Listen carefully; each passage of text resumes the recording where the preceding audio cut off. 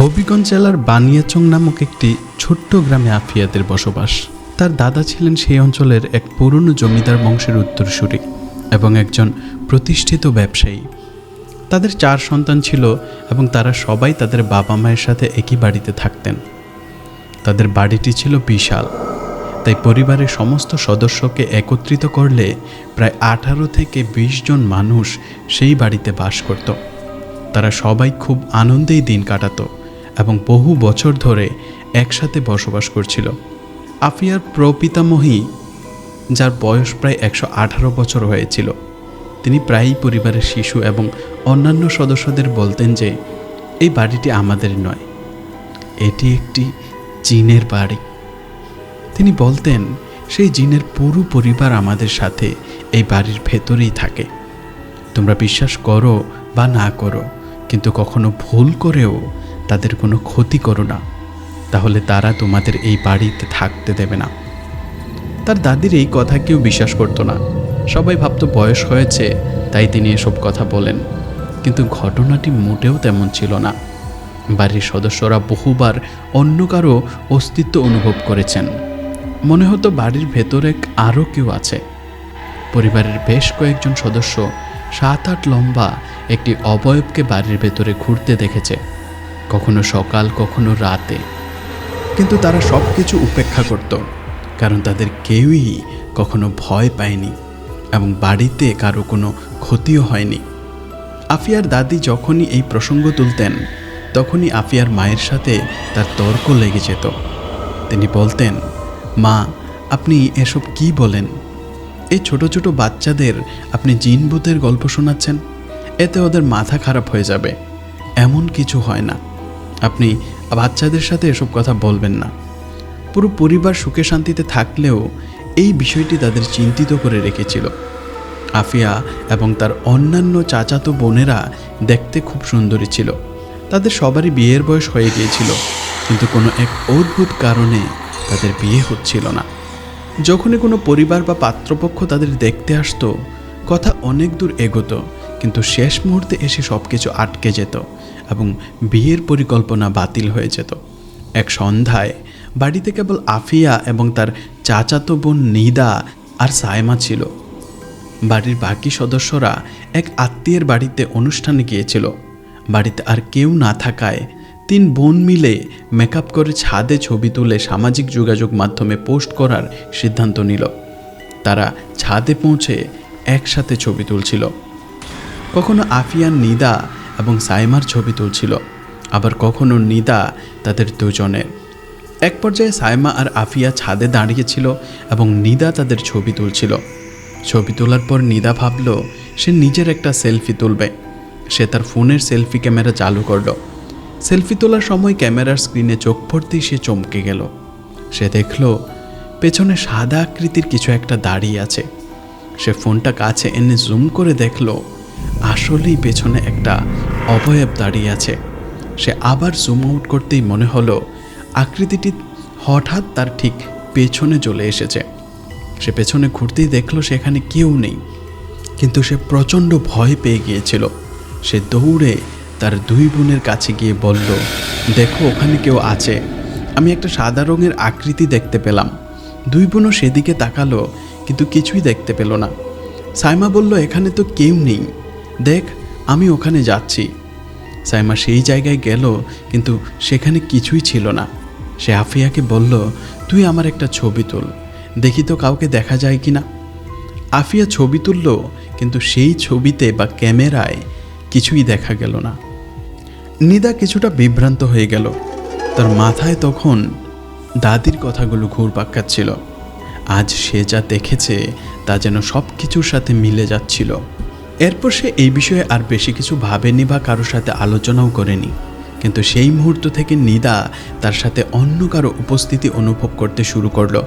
তার মনে হতে লাগলো কেউ সবসময় তার সাথে ঘুরছে, কেউ তার উপর নজর রাখছে, কিন্তু সে কিছুই দেখতে পাচ্ছিল না।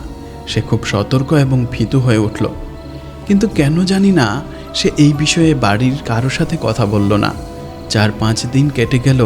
নিদার আচরণে এই পরিবর্তন তার মায়ের চোখে পড়ল। যে মেয়েটা সারাদিন বাড়িতে খেলাধুলা করত, সে এখন চুপচাপ বসে থাকে। নিদার মা তার কাছে গিয়ে জিজ্ঞেস করলেন, কি হয়েছে রে নিদা, তুই আজকাল এত গম্ভীর থাকিস কেন? নিদা তার মায়ের কথা এড়িয়ে গিয়ে বলল, না মা, কিছু না, শুধু একটু মন খারাপ। তার মা কিছুই বুঝতে পারলেন না। তিনি আফিয়ার মায়ের কাছে গিয়ে বললেন, নিদার কি হয়েছে কে জানে, কয়েকদিন ধরে খুব চুপচাপ থাকে, নামাজও পড়ছে না, জিজ্ঞেস করলেও কিছু বলছে না। সেই সময় তাদের বৃদ্ধা দাদি সেখানেই বসেছিলেন এবং তাদের কথা শুনছিলেন। তিনি হঠাৎ বলে উঠলেন, এত সেজে গুজে খোলা চুলে ছাদে ঘোরাঘুরি করলে তো এরকমই হবে, নিশ্চয়ই কোনো জিনের নজরে পড়েছে। যদি কোনো জিন ওর প্রেমে পড়ে থাকে তাহলে ওকে কেউ বাঁচাতে পারবে না। তার এমন কথায় নিদার মা রেগে গিয়ে ঝগড়া শুরু করে দিলেন। মা, আপনার মাথা খারাপ হয়ে গেছে, সবসময় জিন জিন করেন। শুনুন, আমি বলছি জিন বলে কিছু নেই। আমার মেয়ের ব্যাপারে এসব কথা বলার সাহস আপনার কি করে হলো?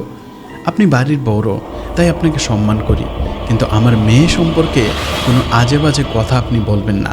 এই কথা শুনে আফিয়ার মা তাদের শান্ত করতে বললেন, শুনুন, জিনের কথা হয়তো সত্যি নয়, কিন্তু বাচ্চার উপর নজর তো লাগতেই পারে।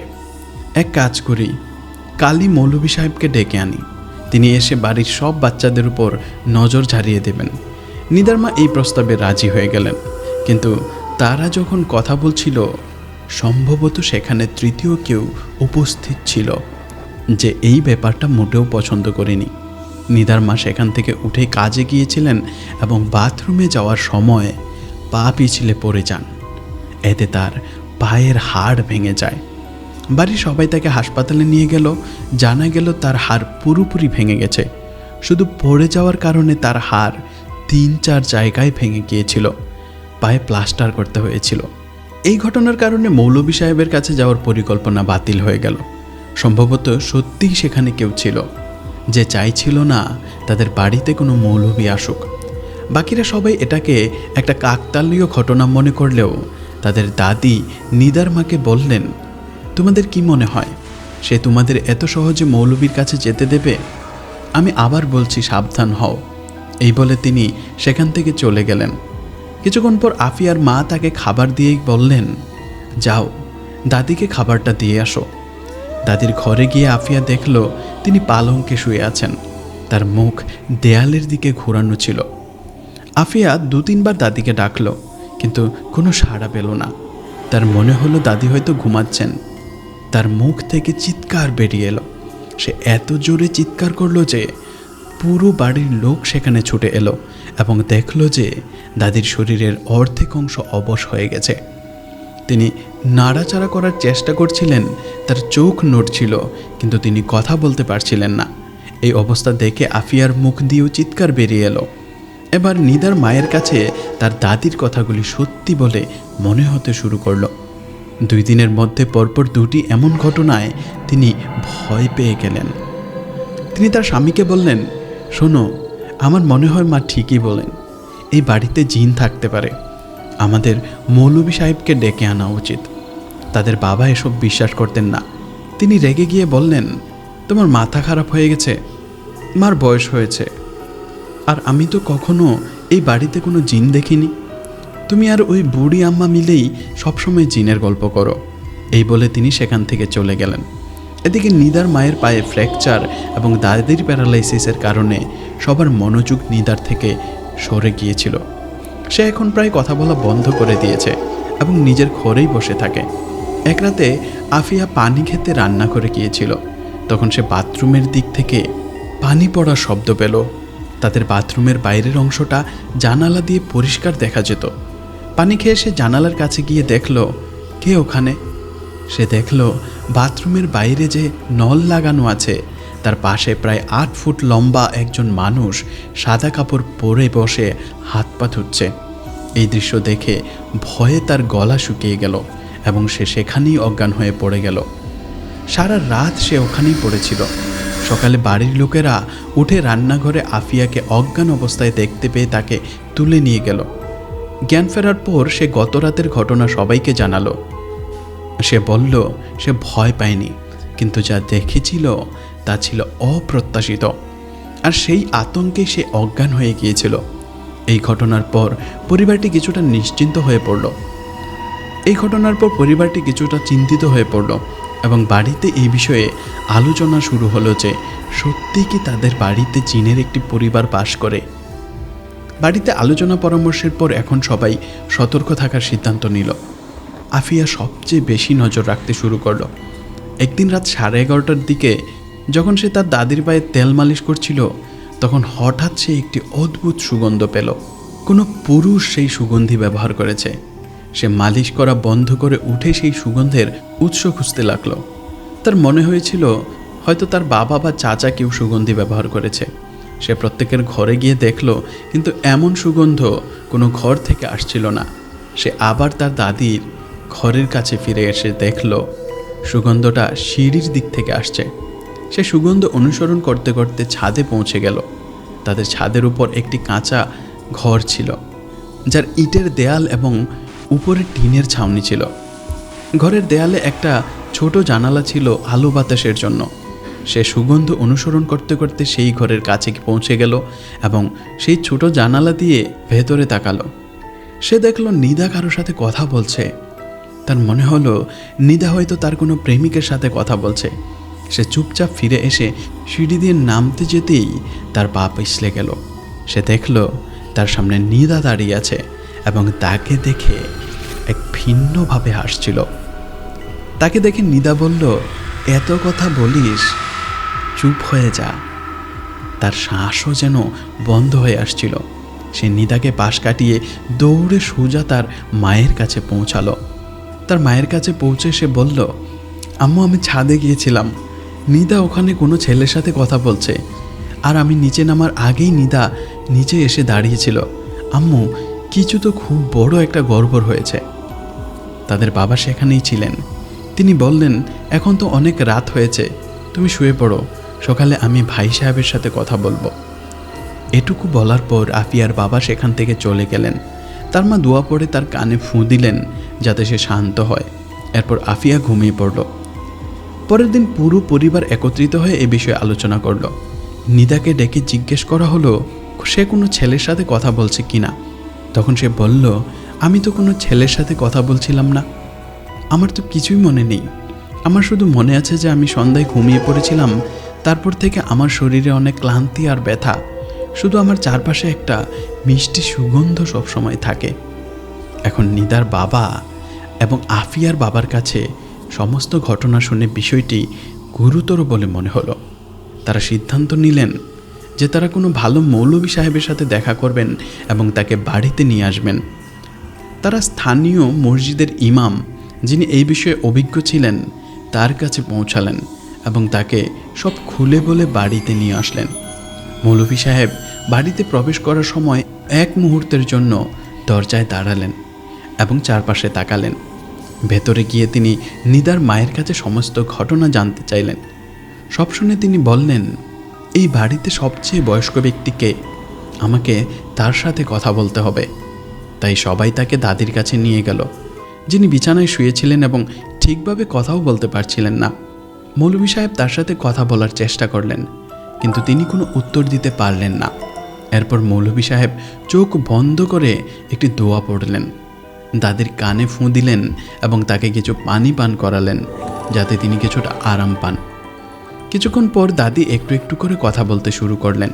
যখন তিনি কথা বলার মতো অবস্থায় আসলেন, তখন মৌলভী সাহেব তার কাছে জিজ্ঞেস করলেন, আপনি বলুন এইসবের পেছনে আসল ঘটনাটা কি? তখন তিনি বললেন, প্রায় 70 থেকে 80 বছর আগে আমরা আমাদের পরিবার নিয়ে এই বাড়িতে এসেছিলাম। এখানে আসার কিছুদিন পর থেকেই আমরা অনুভব করতে শুরু করি যে এই বাড়ির ভেতরে অন্য আর একটা অস্তিত্ব আছে এবং আমাদের এখানে আসাটা তারা পছন্দ করছে না। আমরা কিছুদিন কাটানোর পরেই পুরো পরিবারের জন্য সমস্যা শুরু হয়। সবসময় কেউ না কেউ অসুস্থ থাকতো, কোনো না কোনো ঝামেলা লেগেই থাকতো। তখন আমরা একজন খুব প্রভাবশালী বুজুর্গকে ডেকে আনি। তিনি বাড়িতে এসে বলেন যে এই বাড়িতে একটি জিনের পরিবার রয়েছে, যারা গত কয়েক শতাব্দী ধরে এখানে বসবাস করছে। তিনি আরও বলেন, সেই বুজুর্গ আমাদের সাথে জিনের একটি চুক্তি করিয়ে দেন। জিনরা বলেছিল যে আমরা এই বাড়িতে থাকতে পারবো, কিন্তু শর্ত হলো যে জিনদের পরিবারকে কেউ কোনো ক্ষতি করতে পারবে না এবং বাড়ির ভেতরে কোনো ইসলাম বিরোধী কাজ করা যাবে না। তখন থেকেই আমাদের পুরো পরিবার এই বিষয়টি খুব ভালোভাবে মেনে চলেছে। এজন্য বাড়ির প্রতিটি সদস্য 5 ওয়াক্ত নামাজ পড়ে। আমি তো জিনদের সন্তানদের বিয়ে পর্যন্ত হতে দেখেছি, কিন্তু আমার নাতি নাতনিরা আমার কথা মানে না। এখানে সবাই তাদের উপস্থিতি অনুভব করে কিন্তু দেখতে পায় না। কিন্তু গত কয়েক বছর ধরে জিনরা আমাদের বিরক্ত করতে শুরু করেছে। তারা আমাকে অনেকবার দেখা দিয়েছে, ভয় দেখিয়েছে এবং কষ্টও দিয়েছে। তার কথা শুনে মৌলভী সাহেব বললেন, মানুষ এবং জিন একসাথে থাকতে পারে না, তাদের এখান থেকে যেতে হবে। এখন আপনারা বুঝুন, বাড়িটা আপনাদের। আর মৌলভী সাহেব বলেছেন জিনদের এখান থেকে চলে যেতে হবে। তাই সবাই এই বিষয়ে একমত হয়ে গেল যে বাড়িটা যেহেতু তাদের, তাই যদি কাউকে যেতে হয় তবে জিনদেরই যেতে হবে। তারা বলল, ঠিক আছে মৌলভী সাহেব, আপনাকে যা করতে হয় করুন, কিন্তু আমাদের এই বিপদ থেকে মুক্ত করুন। তাই তিনি নিদাকে ডেকে আনলেন, একটি দোয়া পড়ে তাকে একটি তাবিজ দিলেন এবং পরিয়ে দিয়ে বললেন, মা যাই ঘটুক না কেন, আমি না বলা পর্যন্ত এই তাবিজ খুলবে না। এরপর তিনি তাকে 1 লোটা পানি এবং কিছু ছোলা দিয়ে বললেন, কাল বৃহস্পতিবার, কাল থেকে আগামী বৃহস্পতিবার পর্যন্ত তোমাকে এই পানি আর ছোলা বাড়ির প্রত্যেক কোণায় প্রতিদিন ছিটিয়ে দিতে হবে। পরদিন থেকেই নিদা মৌলভী সাহেবের নির্দেশ অনুযায়ী কাজ করা শুরু করলো। আর যখনই সে পরদিন থেকে এই কাজ শুরু করলো, বাড়ির প্রতিটি সদস্য বাড়ির ভেতর থেকে কান্নার এবং চিৎকারের আওয়াজ শুনতে শুরু করলো। মনে হচ্ছিল কেউ যন্ত্রণায় কাঁদছে, চিৎকার করছে, যেন কেউ খুব বেশি আহত হয়েছে এবং অন্যেরা তার জন্য শোক পালন করছে। যে কোনো সময় হঠাৎ করে এই আওয়াজ শুরু হয়ে যেত এবং তাতে সবাই ভয় পেত। শুধু তাই নয়, এখন তাদের পরিবারের সদস্যদের শরীরে আঘাত লাগা শুরু হলো। বসে থাকতে থাকতেই কারো গায়ে আঁচড়ে দাগ পড়ত, কাপড় ছিঁড়ে যেত। আর এভাবেই তারা বুঝতে শুরু করলো যে তাদের দাদি যা বলতেন তা একদম সত্যি ছিল। আজ তারা সবাই সেই অতিপ্রাকৃত বিষয়টা অনুভব করছিল। তেমনি শনিবারের দিন নিদা আবার সেই পুরো প্রক্রিয়াটি করছিল। সে ছাদে গিয়েছিল, সেখানে প্রক্রিয়াটি শেষ করে দাদির ঘরে পানি ছিটাতে এবং ছোলা রাখতে গিয়েছিল। যখন সে দাদির ঘরে প্রবেশ করলো, তখন তার মনে হলো দাদি আজ কেমন অদ্ভুতভাবে ঘুমাচ্ছেন। তার দাদি সাধারণত যখন ঘুমাতেন তখন খুব দ্রুত শ্বাস নিতেন, যা শুনতে সে অভ্যস্ত ছিল। আর দ্বিতীয়ত, আজ তার দাদি মাথা থেকে পা পর্যন্ত পুরো চাদর মুড়ি দিয়ে শুয়েছিলেন। তার শরীরে কোনো নড়াচড়া ছিল না। যতই ঠান্ডা পড়ুক না কেন, তার দাদি কখনোই মাথার উপর চাদর দিয়ে ঘুমাতেন না। এটা দেখে সে একটু ভয় পেয়ে গেল এবং গিয়ে তার দাদিকে জাগানোর চেষ্টা করলো। যখন কোনো সাড়া শব্দ পেল না, তখন সে তার মাথার উপর থেকে চাদরটা সরিয়ে নিল। আর চাদরটা সরাতেই তার মুখ থেকে চিৎকার বেরিয়ে এলো। সে এত জোরে চিৎকার করলো যে পুরো বাড়ি সেখানে ছুটে এলো এবং তার দাদির অবস্থা দেখে তারা সবাই ভয় পেয়ে গেল। তারা দ্রুত দাদিকে হবিগঞ্জ থানার সদর হাসপাতালে নিয়ে গেল। তার শ্বাস তখনও চলছিল। তাকে হাসপাতালে ভর্তি করা হলো। দাদির এই অবস্থায় পুরো পরিবার আতঙ্কিত হয়ে পড়ল এবং তারা আবার সেই মৌলভী সাহেবকে ডেকে আনলো। তাদের কথা শুনে মৌলভী সাহেব বুঝতে পারলেন যে যতটা সহজে তিনি এই কাজটি ভেবেছিলেন, এটা ততটা সহজ নয়। তিনি বললেন, আপনার বাড়িতে যান, আমি সেখানে পৌঁছাচ্ছি। এবং এইবার তিনি সাথে একজন খুব বৃদ্ধ বাবাকে, অর্থাৎ একজন বয়স্ক এবং জ্ঞানী বুজুর্গকে সাথে নিয়ে আসলেন। তিনি ঠিকমতো চলতেও পারছিলেন না, তাকে চেয়ারে করে আনা হয়েছিল। তাদের সাথে তিনি বাড়িতে পৌঁছালেন। তারা বাড়িতে প্রবেশ করার সাথে সাথে সেই বৃদ্ধ বাবা এক জায়গায় দাঁড়িয়ে থাকার জন্য ইশারা করলেন। তারপর তিনি তার চোখ বন্ধ করে দিলেন। প্রায় 15 মিনিট পর চোখ খুলে গম্ভীরভাবে মৌলভী সাহেবের দিকে তাকিয়ে বললেন, যদি তোমাদের নিজেদের বাড়ি থেকে বের করে দেওয়া হয় তাহলে তোমাদের কেমন লাগবে? তুমি একটি বড় ভুল করেছ। এখানে একটি নয়, 10টি জিনের পরিবার রয়েছে। তুমি তাদের ক্রুদ্ধ করেছ। আমার স্পষ্ট ধারণা হচ্ছে যে এই জিনরা খুব রেগে আছে এবং তারা এই পরিবারকে ধ্বংস করে ছাড়বে। আমাকে তাদের সাথে কথা বলতে হবে। পুরো পরিবারকে ছাদের উপরে যেতে বলো, আমি তাদের সাথে কথা বলতে চাই। প্রায় 1 ঘন্টা পর বাবা সবাইকে ফিরে ডাকলেন এবং বললেন, যে বিষয়টি আমাকে ভয় পাইয়ে দিচ্ছিল এখানে ঠিক তাই ঘটেছে। এই মৌলভী সাহেবের কথায় তুমি যে কাজটি করেছ, তার কারণে তাদের পরিবারের একটি শিশুর মৃত্যু হয়েছে। আর এই কারণেই জিনের এই পুরো পরিবার খুব রেগে আছে।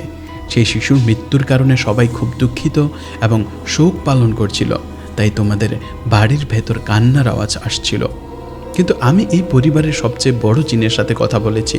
তারা আরও জানিয়েছে যে সেই পরিবারের একটি জিন কাফির হয়ে গেছে এবং তার নজর নিদার উপর পড়েছে, আর এই কারণেই নিদাকে এই সব সমস্যার সম্মুখীন হতে হচ্ছে। আমি আপনাদের জানাতে চাই যে সেই জিনের কাফির হওয়ার মানে হলো সে আর তাদের নিয়ম এবং কানুন মেনে চলে না। ইসলামের জিনের নিয়ম অনুসরণ না করে সে এখন শয়তানি শক্তির অনুসারী হয়ে গেছে। জিনের পরিবার তাকে তাদের সমাজ থেকে বের করে দিয়েছে, কিন্তু নিদা এবং এই মৌলবীর কাজের কারণে সেই নিরীহ শিশুর জীবন চলে গেছে। আর এর ফলে এখন সেই জিনেরা প্রতিজ্ঞা করেছে যে পুরো পরিবারকে ধ্বংস করে দেবে। আর সেই ধ্বংসের শুরু হয়েছে তোমাদের দাদির সাথে। যদিও আমি তাদের সাথে কথা বলেছি, কিন্তু তারা সহজে এবং দ্রুত শান্ত হবে না। বাড়ি ছেড়ে যাওয়ায়ও এই সমস্যার সমাধান নয়, কারণ যদি তারা একবার তোমাদের শত্রু হয়ে যায়, তাহলে তুমি এই পৃথিবীর যে কোনো কোণেই চলে যাও না কেন, তারা তোমাকে কষ্ট দিতে সেখানেই পৌঁছে যাবে। এই কথাগুলো শুনে পুরো পরিবার যেন পাথর হয়ে গেল। মৌলভী সাহেব যেভাবে কথাগুলো বলছিলেন, তাতে প্রত্যেকের অবস্থা শোচনীয় হয়ে পড়ল। কেউ বুঝতে পারছিল না যে তারা এই ভয়ঙ্কর পরিস্থিতির সাথে কিভাবে মোকাবিলা করবে। না জেনেই তারা এই জিনদের রাগিয়ে দিয়েছে, যার ফল এখন পুরো পরিবারকে ভোগ করতে হবে। তারা জিজ্ঞেস করল, বাবা, তাহলে এর কোনো প্রতিকার নেই? তিনি বললেন, কোনো সহজ প্রতিকার নেই। নিয়ম মেনে চলুন, 5 ওয়াক্ত নামাজ পড়ুন। আমি আপনাদেরকে আয়াতুল কুরসি দিচ্ছি, সব সময় পড়বেন। প্রত্যেকে একটি করে তাবিজ তৈরি করে দিচ্ছি এবং আল্লাহর কাছে নিজেদের ভুলের জন্য ক্ষমা চাইতে থাকুন। এখন আমি এর মধ্যে সরাসরি কোনো ভূমিকা রাখতে পারবো না, তবে আপনাদের বাড়ির নিরাপত্তার জন্য আমি কিছু ব্যবস্থা করে দিচ্ছি। মনে রাখবেন, আগামী 21 দিন আপনাদের এই সমস্ত নিয়ম কঠোরভাবে অনুসরণ করতে হবে। আর বাড়ির কোনো শিশুকে একা বের হতে দেবেন না, কারণ তাদের শিশুর মৃত্যু হয়েছে, তারা এর প্রতিশোধ নিতে পারে। এই বলে তিনি প্রথম মৌলভী সাহেবকে কানে কানে কিছু কথা বললেন, তাকে কয়েকটি পেরেক দিলেন এবং তারপর পুরো বাড়ির চারপাশে সেই পেরেকগুলো পুঁতে দিলেন। তিনি বললেন, নিরাপত্তার সাথে থাকুন এবং সমস্ত নিয়ম পালন করুন। এরপর পুরো পরিবার সেই নিয়মগুলো অনুসরণ করতে শুরু করলো, কিন্তু সবারই সমস্যা হচ্ছিল। বসে থাকতে থাকতেই কারো গায়ে আঁচড়ের দাগ পড়া, হঠাৎ করে কেউ ধাক্কা দিয়ে ফেলে দেয়া, জিনিসপত্র নিজে থেকেই পড়ে যাওয়া এবং প্রত্যেকের মাথায় এক ধরনের ভারী ভাব লেগেই থাকতো। মনে হচ্ছিল এমন কিছু একটা আছে যা চাইছে তারা নিয়মগুলো পালন না করুক, কিন্তু পুরো পরিবার একসাথে মিলে এই নিয়মগুলো অনুসরণ করে যাচ্ছিল।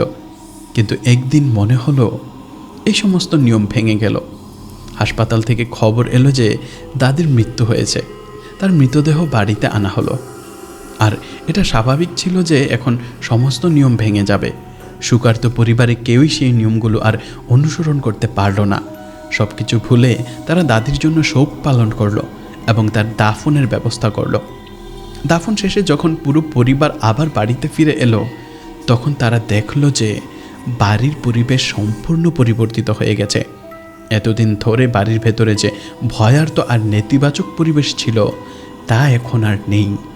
সেই রাতে কারোরই কিছু হয়নি, কাউকে কোনো আঘাত লাগেনি, কারো মাথা ব্যথা হয়নি এবং তাদের কেউই কোনো অস্বাভাবিক উপস্থিতি অনুভব করেনি। মনে হচ্ছিল যেন জিনের পুরো পরিবার সেখান থেকে চলে গেছে। এটা কিভাবে ঘটল তা জানতে আবার সেই তারা বৃদ্ধ বাবার কাছে ফিরে গেল। তারা সব ঘটনা জানানোর পর তিনি আবার থেমে বসলেন। কিছুক্ষণ পর তিনি চোখ খুলে বললেন, আপনারা ভাগ্যবান যে আপনার মা এখনও আপনাদের সাথেই আছেন। আপনার মা সেই জিনদের সাথে একটি চুক্তি করেছেন এবং আপনার পুরো পরিবারের পাপগুলো নিজের উপর নিয়ে নিয়েছেন। তিনি সেই জিনদের সাথে চলে গেছেন। তিনি এমন একটি চুক্তি করেছেন যার ফলে সেই জিনেরাও এই বাড়ি ছেড়ে দিতে রাজি হয়েছে।